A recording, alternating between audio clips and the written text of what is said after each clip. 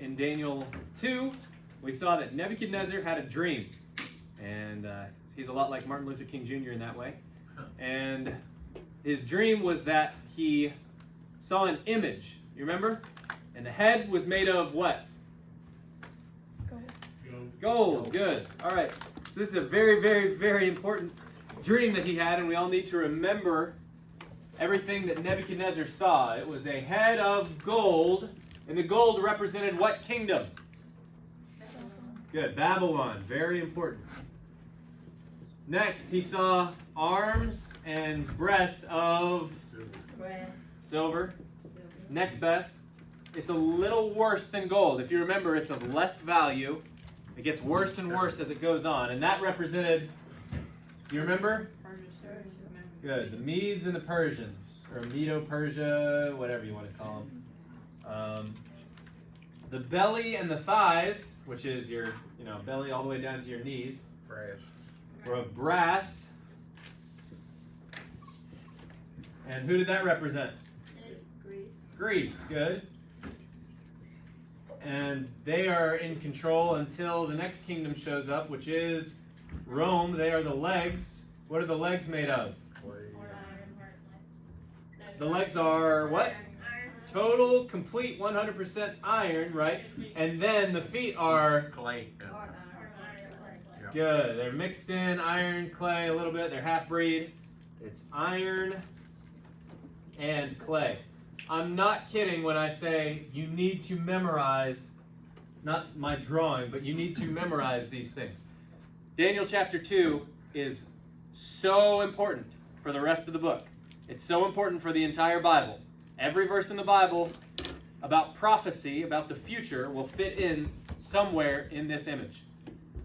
The end of this image is the end of the Antichrist kingdom at the end of the tribulation. And then what shows up to break the image? Right, there's a big stone cut or made without hands, and it comes and it lands on the feet, and that stone is the kingdom that Jesus Christ sets up. A stumbling stone, if you will. A rock of offense, if you will. And all of human history from 600 BC until the end of the 1,000-year reign is covered by this dream that Nebuchadnezzar had. It's so important. And you need to be able to take a Bible verse and fit it somewhere in here. If it's a prophecy verse, if it's not something that happened before this. And so important to remember that. And it's important to remember what we're about to look at in Daniel chapter 3. This image was showed to Nebuchadnezzar so that he knew the God of heaven has declared that my kingdom is going to be taken over by an inferior kingdom. And then they're going to be taken over by an inferior kingdom. Brass is less valuable than silver. Iron is less valuable than brass. Iron mixed with clay is less valuable. It's getting worse and worse. He's telling Nebuchadnezzar, Charles Darwin was wrong. Men don't get better and better. They get worse and worse and worse. And that's kind of a slap in the face to Nebuchadnezzar. If he had common sense, he knows men don't get better and better. But a king who, by the way, what percentage of the earth was Nebuchadnezzar the king of? 100%. 100. All of it. He was the king of that. And as king, you have a desire in your heart for your son to take over and for him to do as well as you did or better. And then for him to have a son and for him to do as well as you did and better. You want your line to increase and do better and better. That's what you have as a man, as a woman. You want your kids to come and do better than you did. That's your natural desire. And Nebuchadnezzar is having a reality check from God Almighty saying, it's not going to work that way. It's all going downhill from here. That's what he was just told by God in a dream. And look at Daniel chapter 2, verse 31. This is interesting. Daniel 2:31. He said, Thou, O king, sawest, and behold, a what? Great image. Look at chapter 3, verse 1. So we went from 2:31 to chapter 3, verse 1. Thou looked, and behold, a great image, 3:1. Nebuchadnezzar the king made an image of gold, whose height was 60 cubits, and the breadth thereof 6 cubits. He set it up in the plain of Dura, in the province of Babylon. Nebuchadnezzar sees this dream, and God tells him, there's going to be an image. It's going to get worse and worse and worse and worse. This is God's image that he showed to Nebuchadnezzar in a dream. Nebuchadnezzar right away says, all right, well, forget you, God. I'm going to make an image. And guess what I'm going to make it of? Gold. Does it ever turn into silver and brass and iron? The whole thing's gold. You know what he's saying? Nope. You don't know what I'm capable of, God. You don't know the things I've built. You don't know how much I've accomplished, God. I'm not going to lose this kingdom. No dirty Medes and Persians are going to come and take over my precious, pure gold Babylon. I'm more powerful than you think, God. You're wrong. Trying to shove that in God's face. Yeah. And to make it worse, we'll see how he makes it worse here. Nebuchadnezzar, the king, made an image of gold whose height was 60 cubits. So his height, head to toes, 60. How many is that? 60 cubits. 18 inches. And the breadth thereof, 6 cubits. Is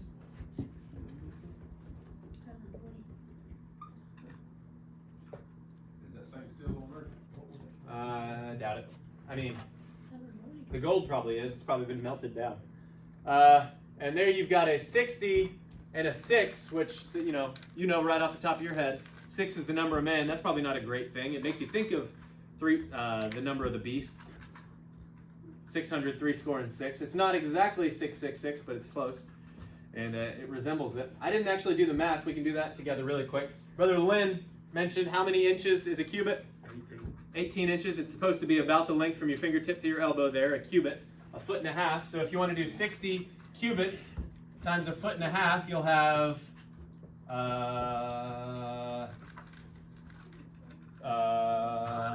950, what's that? Feet. That's not right. 95 feet. It's about 95 feet tall. So that gives you an idea. Is that right? Solid gold.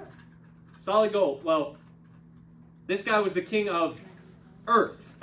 All of the gold that was available on the surface of the earth was at his disposal. And if you didn't want to give it to him, he'd kill you and take it anyway. This guy was rich. And obviously 6 cubits times 1.5 is going to be 9 feet. So it's 9 feet around. It is 95 feet tall. This is a big statue. Huge. 95 feet. Can you think of anything that's like 100 feet tall? I'm trying to think of something to compare. You know the obelisk in Carthage? When you're driving east towards Carthage and you come up on the courthouse at the traffic circle, that thing is 50 feet from the ground to the tip. Did you know that? You know how deep the foundation is? 5 feet. In Carthage, we've got a little obelisk that's 50 feet, which tells you it's about half the size of Nebuchadnezzar's image. 95 feet, 50 feet, okay? Give 5 feet for the foundation, and what we have is a 55-foot statue, an obelisk, which, obelisks from age old, from the Tower of Babel, have always been a phallic symbol to worship Satan.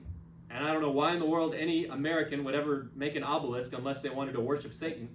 And we have one in Carthage that's 55 feet tall. And in Washington, D.C., they've got an obelisk. You know what it's called? The Washington Monument. And guess how tall that thing is?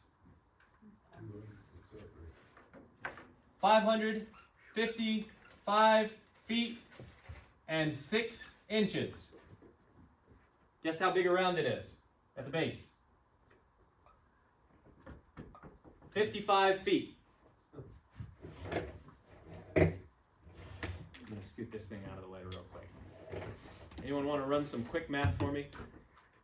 Carthage, North Carolina, Washington, D.C., the plain of Dura, Babylon, approximately 2,600 years ago. The same devil is being worshipped, by the way, anytime big images are being made. We've got a close connection to 666 here. We've got a 555.5 foot tall obelisk in Washington, D.C. That's 555 feet. Multiply that by 12. Guess what you're going to get?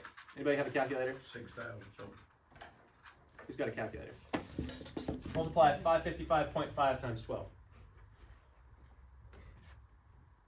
6,000. 6,666. You don't say, brother. Yeah, that's right. What if you do just 55 times 12? 55 times 12 is 660. Six what? 660. 55 times 12? 55 times.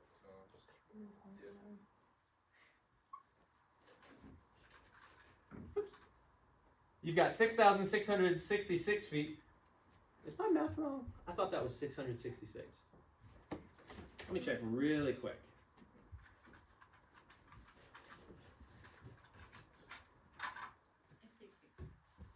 Yeah.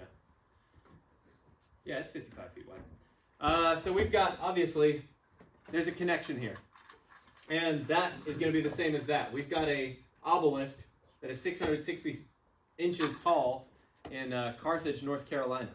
And the devil's worship has always been around. It will always be around. And I'll add that to the list of reasons why this Bible is against America. I lost my cap here. Okay. So, Nebuchadnezzar has made this great image. And anytime somebody builds a great, big, giant image or a statue, you can know of a surety that Jesus Christ is not being glorified. It's the devil. And you don't need to take part in it.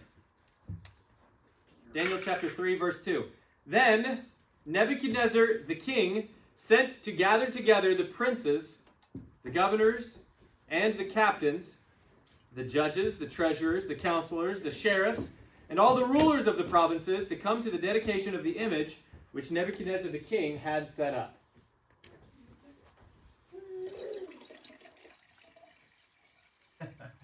And one more time, how much of the world was Nebuchadnezzar the king of? And every single prince, governor, captain, judge, treasurer, counselor, sheriff, ruler, province, everybody, every government official in the entire world had to show up, and Nebuchadnezzar was telling the whole world, look world, every single one of your leaders is coming to worship my image. You talk about a conceited guy doing a very wicked act. To come to the dedication of the image which Nebuchadnezzar the king had set up. Then the princes, the governors and captains, the judges, the treasurers, the counselors, the sheriffs, and all the rulers of the provinces were gathered together unto the dedication of the image that Nebuchadnezzar the king had set up. And they stood before the image that Nebuchadnezzar had set up. Then an herald cried aloud, to you it is commanded, O people, nations, and languages, that at what time ye hear the sound of the cornet, flute, harp, sackbut, psaltery, dulcimer, and all kinds of music. You say, what are all those things? Instruments of music. Ye fall down and worship the golden image that Nebuchadnezzar the king hath set up. Every single person who showed up was commanded, don't just fall down, you have to fall down and worship. They were all being made to worship a giant statue. And whoso falleth not down and worshipeth, shall the same hour be cast into the midst of a burning fiery furnace. Therefore, at that time, when all the people heard the sound of the cornet, flute, harp, sackbut, psaltery, and all kinds of music, all the people, the nations, and the languages fell down and worshipped the golden image that Nebuchadnezzar the king had set up. Wherefore, at that time, certain Chaldeans came near and accused the Jews. They spake and said to the king Nebuchadnezzar, O king, live forever. Thou, O king, hast made a decree that every man that shall hear the sound of the cornet, flute, harp, sackbut, psaltery, and dulcimer, and all kinds of music, shall fall down and worship the golden image. And whoso falleth not down and worshipeth, that he should be cast into the midst of a burning fiery furnace. Is that true? Is that what Nebuchadnezzar had commanded? Yes. Absolutely. They were up there telling the truth. Yeah, they were being tattletales, but they weren't lying. At least they were being honest. And there's two things I wanted to point out from this. First, 3 different times now he has listed off the instruments that they used. God wants to point out, he wants you to be aware that there is a, I can't remember the exact words from the verse, but it's in Ezekiel, I believe it's going to be in chapter 28, where the devil, it says, is the anointed cherub, and that his job, one of his duties was music. That he What does it say? Something about some pipes. Where you say Ezekiel what? Yeah, the pipes and the tabrets. This is in Ezekiel 28. But the devil is connected with music there. As the cherub, I believe he was the one who was orchestrating music in heaven. And you better believe that the devil has a type of music. The devil gets glory from certain music. And there is music that you can hear that will glorify the devil. And I guarantee you, when they were around this image and listening to music, it wasn't, great is thy faithfulness, O God my Father. It was a certain type of music. There are types of music that the devil loves. When Moses was coming down from the Mount Sinai, we can actually go there. When he was, well, let me turn there really quick. I didn't plan on doing this, but when Moses is coming down from the mount, in Exodus 32, verse 17, the people have been left behind. Moses is up on the mountain receiving the Ten Commandments and the rest of the law from God. And the people go to Aaron. You remember? Moses had been up there for a while, and they said, we want not what has become of this Moses. He's probably dead. Why don't we give you all our gold, and you can make us gods to worship? And you know how that turned out. But Exodus 32:17, it says, and the tables were the work of God, and the writing was the writing of God, graven upon the tables. And when Joshua, so Moses is on the way back down, and he meets with Joshua, and Joshua heard the noise of the people as they shouted. You know what it says they were doing? It says they ate and they drank and they rose up to play. They were all naked and they were all fornicating with each other around that golden calf. Say, how many of them? 2 million of them. The Jews, the whole camp, was naked, fornicating, and it says that Joshua heard the noise of the people as they shouted, and he said to Moses, there is a noise of war in the camp. And he said, it is not the voice of them that shout for mastery, neither is it the voice of them that cry for being overcome, but the noise of them that sing do I hear. The people were singing, 2 million of them, and what did it sound like from a distance? The noise of war. There's a type of music that if you hear it from a distance,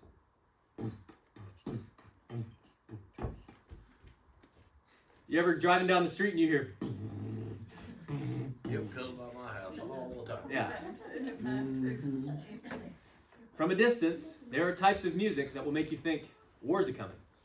And that type of music glorifies the devil. That type of music all the way back to the people in the wilderness in Exodus, all the way back to, I believe, Cain, who was artificers, and they made music. Tubal Cain, it said, was dealt with music there, and instruments of brass and some other things. And I'm just trying to get the point across to you that not all music is good, godly, and uplifting. There's a lot of music, and if you have any common sense, you know it. There's a music that psalms, hymns, and spiritual songs encourage you and make you think about the Lord and strengthen you to do right, and they teach you about the Bible. And songs, hymns, and spiritual songs help you learn the Word of God. There's another type of music that makes you have a little higher heart rate, and it makes you want to move a little different way, and it makes you not think about the Bible, but think about the flesh. It makes you think about wicked things. And that music that you allow into your ears affects you, and it affects the Lord, and it makes the devil happy. And they had that type of music playing here. So how do you know? Apply a little common sense, brother. I don't think they were playing Great is Thy Faithfulness. Daniel chapter 3 we're in.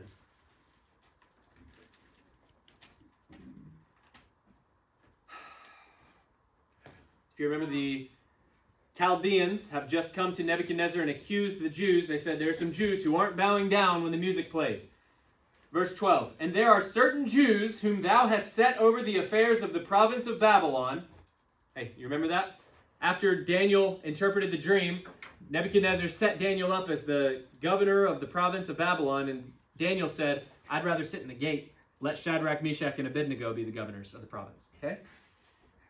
Shadrach, Meshach, and Abednego, these men, O king, have not regarded thee. They serve not thy gods, nor worship the golden image which thou hast set up. Then Nebuchadnezzar, in his rage and fury, commanded to bring Shadrach. You know what the Bible says? Make no friendship with an angry man, and with a furious man thou shalt not go. It says, be swift to hear, slow to speak, slow to wrath. You see how fast Nebuchadnezzar lost his temper? It doesn't say it, but you know what was probably involved? At this massive party where he had a giant image of himself being worshipped. Then Nebuchadnezzar, in his rage and fury, commanded to bring Shadrach, Meshach, and Abednego. Then they brought these men before the king. Nebuchadnezzar spake and said unto them, Is it true, O Shadrach, Meshach, and Abednego? Do not ye serve my gods, nor worship the golden image which I have set up? Now, if ye be ready, that at what time ye hear the sound of the cornet, flute, harp, sackbut, psaltery, and dulcimer, and all kinds of music, ye fall down and worship the image which I have made, well. But if ye worship not, ye shall be cast the same hour into the midst of a burning fiery furnace. And who is that God that shall deliver you out of my hands? See how proud this man is? There's no God on the planet that can save you from me. You know how powerful I am? Verse 16. This right here is a good verse for memory. 16 and 17, good Bible verse, and 18. Good Bible verses for memory. This is how you ought to be in the face of adversity. Shadrach, Meshach, and Abednego answered and said to the king, O Nebuchadnezzar, we are not careful to answer thee in this matter. We'll just tell you how it is. We're not going to try to make up something. We're not careful. I'm not worried.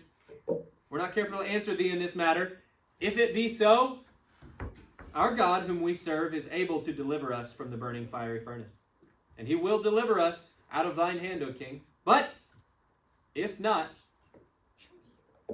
some people call this the martyr's prayer right there. But if not, I mean, he can save us from the fire. The Lord can do it, absolutely. But if not,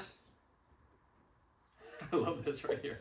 Be it known unto thee, O king, that we will not serve thy gods, nor worship the golden image which thou hast set up. Hey, God can save us. You just told us he can't. He can. And if he doesn't, I want you to know something. I'm not bowing down to your big stupid gold image, you idiot. Amen. That's not the way you ought to talk to a king, and that's not the way they talk to him. That's not even the spirit they had. The spirit they had was, we trust in the Lord. We're not afraid of you. I mean, threaten all you want. God can save us. And if he doesn't, I'm still not bowing down. I'm still going to be faithful to my God. And Nebuchadnezzar, in chapter 2, if you remember, at the end of the chapter, he said, Of a truth it is that your God, talking to Daniel, your God is a God of gods, a Lord of kings, and a revealer of secrets, seeing thou couldst reveal this secret. He had Daniel as a great testimony. And there, here in this story of the great image, he has 3 Jews, again, standing as a testimony for the God right in front of him. Second time. And this is something you need to remember. If you are ever put in a position where you might be killed for your faith, yes, you might go through some pain. Yes, you're going to go through some pain if they're going to put you to death, unless they do it a nice, quick, and easy way like firing squad. There's a whole lot of Christians who have been hacked to death, who have been poked until all the blood was gone, who have been burned alive in front of people. Plenty of them. Plenty of them.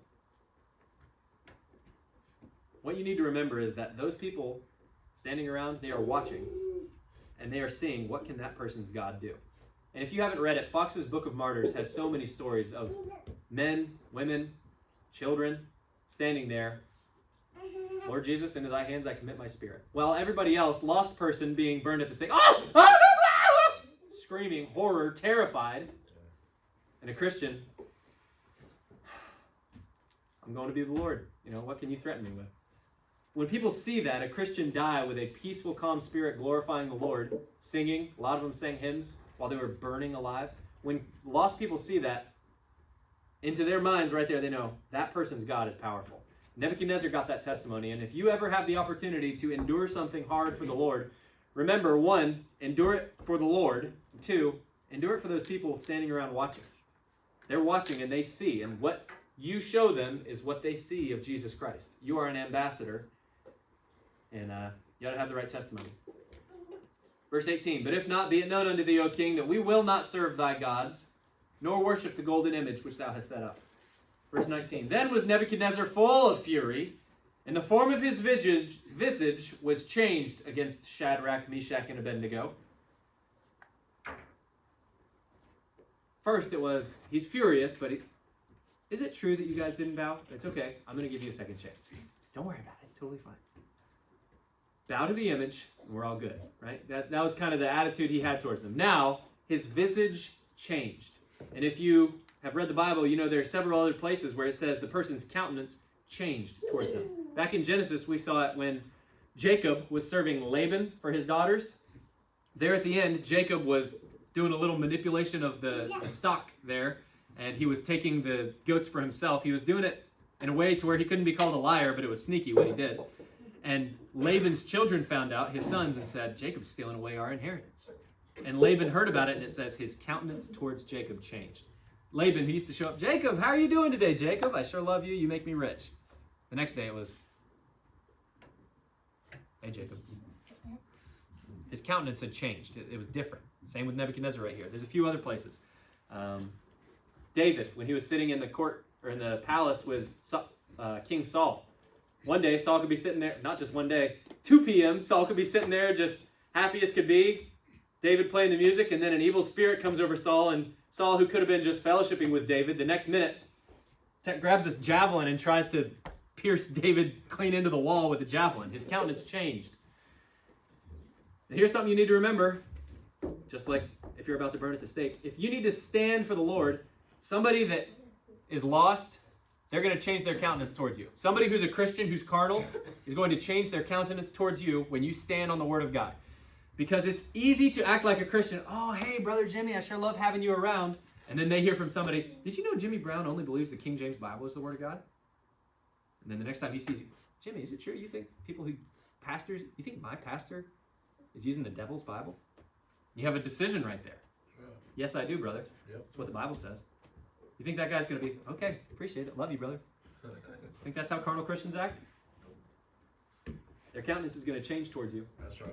I can tell you, by God's grace, I'm less than 10 years into really believing this book and following it and obeying it. I've lost many a good friend. I've lost many a family member over this book. Daniel, what? Because you're not being friendly? Because I was standing right where God told me to stand, and they didn't want to stand there. So their countenance changed towards me, and that's okay. Because I have closer fellowship with the Lord because of it. The form of his visage was changed against Shadrach, Meshach, and Abednego. Hey, don't be a people pleaser. The fear of man bringeth a snare. Therefore he spake and commanded that they should heat the furnace 7 times more than it was wont to be heated.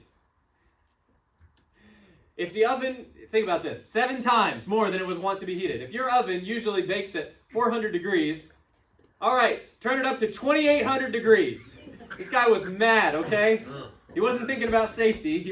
OSHA wasn't standing over Nebuchadnezzar's shoulder, right? 7 times more than it was wont to be heated. And he commanded the most mighty men that were in his army to bind Shadrach, Meshach, and Abednego, and to cast them into the burning fiery furnace. Then these men were bound in their coats, their hosen, and their hats, and their other garments, and were cast into the midst of the burning fiery furnace. Therefore, because the king's commandment was urgent, and the furnace exceeding hot, the flame of the fire slew those men that took up Shadrach, Meshach, and Abednego. And these 3 men, Shadrach, so they opened the doors of this furnace. I don't know what it would have looked like, but when the mighty men, and it's not just mighty men, the most mighty men that were in his army, when they cast Shadrach, Meshach, and Abednego in, and they got exposed to those flames, those men who cast them in died right there on the spot, burned up. And these 3 men, Shadrach, Meshach, and Abednego, fell down bound into the midst of the burning fiery furnace. Then Nebuchadnezzar the king was astonished, and rose up in haste, and spake, and said unto his counselors, did not we cast 3 men bound into the midst of the fire? So Nebuchadnezzar, who's, I don't know exactly what he looked like, but he's sitting there, he's probably elevated above everybody else, and he's just happy as could be. He knows, I'm about to get some glory. These guys are about to burn up for not worshiping my gods. And then first thing, his guards fall over dead, and then he sees 4 people. How many people did he throw in? 3. He sees 4. It says he rose up in haste, right? Isn't that what it says? Yes. Yep. I want to make sure. He rose up in haste and spake. Did not we cast 3 men? Did not we cast 3 men bound into the midst of the fire? And they answered and said unto the king, true, O king.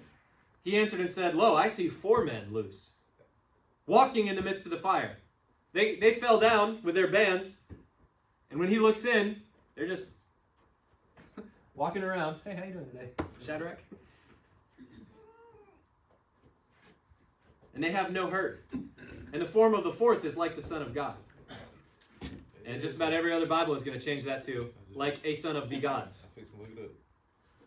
Then Nebuchadnezzar came near to the mouth of the burning fiery furnace. You know what that makes him? Either brave or stupid, because he saw what just happened to those mighty men. He came near to the mouth of the burning fiery furnace and spake and said, Shadrach, Meshach, and Abednego, ye servants of the Most High God. His attitude changed there, didn't it? Servants of the Most High God, come forth and come hither. Then Shadrach, Meshach, and Abednego came forth of the midst of the fire.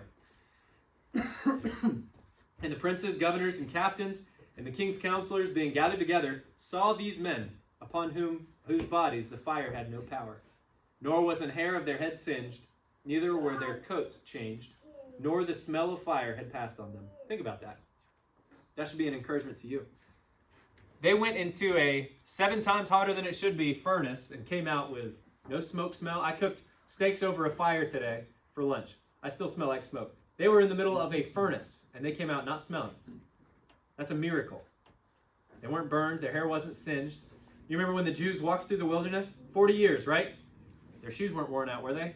Their clothes were fine, right? That's a miracle. That ought to let you know, no matter what kind of furnace, no matter what kind of hardship you go through, the Lord can get you through that thing unscathed. The Lord will take care of his people. It doesn't matter how scary the situation. And remember, your flesh might die, but he's going to get you through unscathed. You'll be fine. There's a video that's been going around. I just showed it to Karen last week. I had to pull it up. I don't have my phone with me. It's a Pentecostal church, I think, and this guy's up there singing a song, and I've never heard it before until this, but it's something, something, something about, well, we're blah, blah, blah, some Old Testament examples, and then he gets to the chorus, and it goes, oh, we'll be fine, when the tribulation's over, we'll be fine. And it's a bunch of Pentecostals who think they're going through the tribulation, and they're going to be like Shadrach, Meshach, and Abednego, and you guys have told me the story of that church where you played at and they were about to jump over you, just running around and sprinting, going crazy. It was just like that. What was the point of that? Hey, while you're thinking on that, brother, the much easier version, the new NIV, the one that's easier to read. Yeah. In that same verse, here it is. I just had to look it up. He said, look, I see 4 men walking around in the fire, unbound and unharmed, and the 4th looks like a son of the gods. Yeah, so if you want a nice, updated, better version, you can go get that one down at the store. The NIV. Yeah. So, yeah. Neither were their coats changed, nor the smell of fire had passed on them. I'm trying to remember what I told that about the Pentecostals. Yeah, well, just they believe that they're going to go through the tribulation and be totally unharmed. Well, this isn't a picture of you and me in the tribulation. This is a picture of a Jew enduring the fire of the tribulation and God preserving him as the remnant, clean to the end. Verse 28, then Nebuchadnezzar spake and said, blessed be the God of Shadrach, Meshach, and Abednego, who hath sent his angel and covered his servants that trusted in him, and delivered his servants that trusted in him. See that? Nebuchadnezzar got one of the clearest presentations of the gospel you've ever seen in your life. These men trusted in God, and he watched with his own 2 eyes. God showed up in the flesh and delivered them. Nebuchadnezzar got a great salvation testimony right there, right? A great witness right there. Therefore, I make a decree, delivered his servants that trusted in him, and have changed the king's word, and yielded their bodies that they might not serve nor worship any god except their own God. Think about that for a minute. They yielded their own bodies. Many martyrs have died and yielded their own bodies so that they could have faith in God. Are you willing to yield your own body to serve the Lord? Think about it for a little bit. Are you willing to yield your body? Are you willing to go through some serious pain and hardship, to go through suffering, to be tortured, to be put to death, just so that you can have a testimony of having faith in God? Alongside all those good stories in Fox's Book of Martyrs of people enduring through that fiery trial and dying and going to meet the Lord, there's just as many Christians who got there and realized, I don't believe in God like I thought I did. I just watched him burn and I don't want to go through it. I renounced Jesus Christ. I don't believe in him. Plenty of them. Plenty of them. And you think you're better? How are you doing on yielding your body every day? Did you know the Bible says he that is faithful in that which is least is faithful also in much? If you're unfaithful at just yielding 30 minutes a day to read your Bible, what makes you think you'd endure a fire when the Catholics take over and start killing Christians? He that is faithful in that which is least is faithful also in much, and he that is unjust in the least is unjust also in much.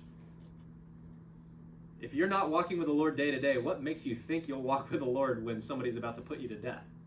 I mean, yeah. They yielded their bodies that they might not serve nor worship any god except their own God. Therefore, I make a decree that every people, how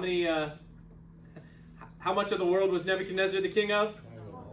And he just said, I make a decree. And that decree goes to the whole planet Earth. Every people, nation, and language which speak anything amiss against the God of Shadrach, Meshach, and Abednego shall be cut in pieces, and their houses shall be made a dunghill, because there is no other God that can deliver after this sort. Whoa. You heard what Pastor preached on this morning.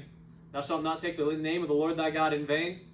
If anybody got caught swearing against God, they were cut into bits, and their house was turned into a big pile of poo, a dunghill.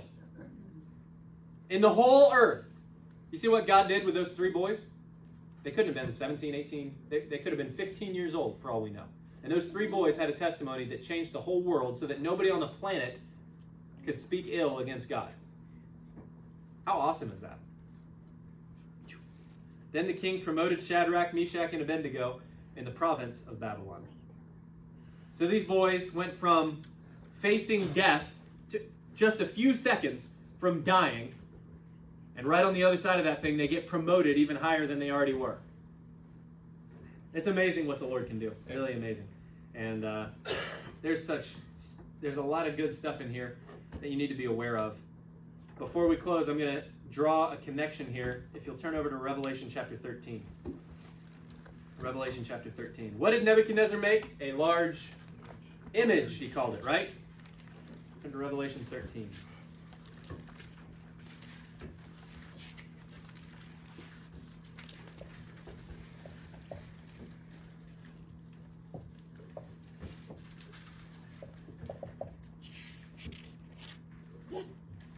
I'm going to stick in Daniel, if you all will stay in Revelation there. And I'll ask you to read a couple verses if some of you could volunteer. So Daniel 3:1, it says, Nebuchadnezzar the king made an image of gold, whose height was 70 cubits, and the breadth thereof 6 cubits. He set it up in the plain of Dura in the province of Babylon. Can one of you read Revelation 13, verse 14? And deceiveth them that dwell on the earth by the means of those miracles which he had power to do in the sight of the beast, saying to them that dwell on the earth, that they should make an image to the beast, which had the wound by a sword and did live. Nebuchadnezzar made an image. Antichrist, the beast, is going to make an image there in Revelation 13:14. In Daniel 3, verses 4 and 5, it says, Then an herald cried aloud, To you it is commanded, O people, nations, and languages, that at what time ye hear the sound of the cornet, flute, harp, sackbut, psaltery, dulcimer, and all kinds of music, ye fall down and worship the golden image that Nebuchadnezzar the king hath set up. Can one of you read Revelation 13:12?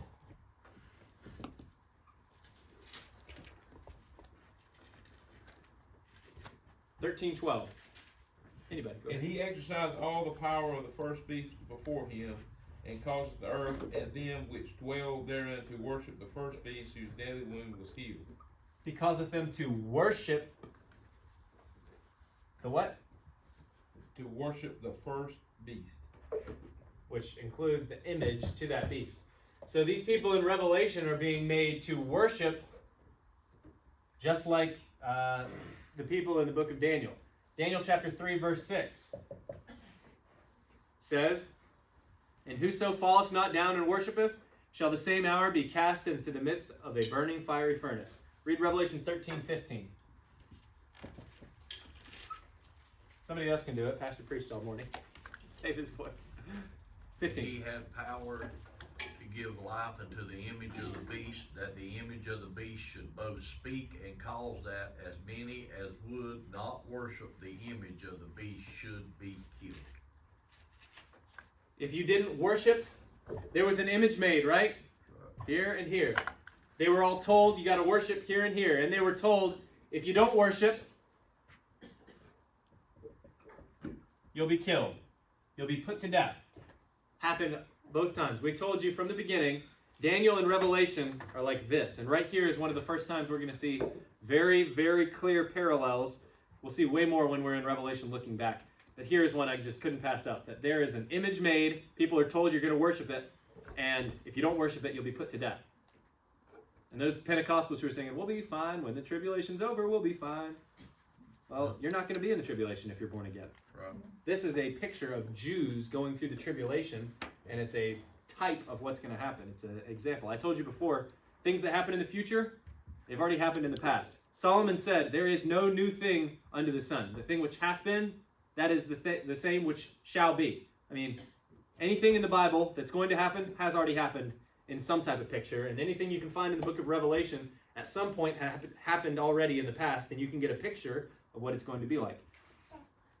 Last, look at Revelation 13. Somebody, that can't be right. Yeah, read 13, 15, and 16.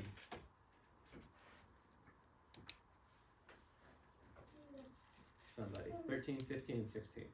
And he had power to give life unto the image of the beast, that the image of the beast should both speak and cause that as many as would not worship the image of the beast should be killed. And he causeth all, both small and great, rich and poor, free and bond, to receive a mark in their right hand or in their foreheads. Yep. So, right there, not worshiping or worshiping the image is connected hand in hand with taking the mark of the beast, if you see that. And in Revelation, I'll read it to you. Revelation 19, verse 20, it says, the beast was taken, and with him the false prophet that wrought miracles before him, with which he deceived them that had received the mark of the beast, and them that worshipped his image. This right here is one of the coolest and oldest examples we have of what it's going to be like in the tribulation. Taking the mark of the beast is very much similar to worshiping the image. And you say, why in the world would people take the mark? They're threatened to be put to death if they don't. They will be killed if they don't. Why in the world would people believe this deception? The most powerful man on the planet, Necuchadnezzar, in the past and in the future, Antichrist, the most powerful Gentile king, has threatened to kill them if they don't take it. And this story right here is a great story for a Jew in the tribulation. If they're sitting there meditating on the scriptures, I mean, they might be looking at an actual furnace or looking at an actual guillotine, and they need to remember Shadrach, Meshach, Abednego. Be like them. You and I, we're not going through the tribulation. Amen. But we are going through tribulations. And you need to remember, Shadrach, Meshach, and Abednego. They were faithful to God, and they were fine. If you are faithful to God, he will reward you. Amen. You might die. You might die a horrible, terrible, bloody death that scars and gives PTSD to all your friends and loved ones. You might. We're Christians. We're led as sheep to the slaughter. Be faithful to the Lord. He will be faithful to you. And that's such a wonderful story. Shadrach, Meshach, and Abednego, right? That's right. All right, that's Daniel chapter 3. I hope that helped you. Any questions at all about that? Remember the obelisks? Keep in mind, next time you're in Washington, D.C., oh, it's so awesome. Is it?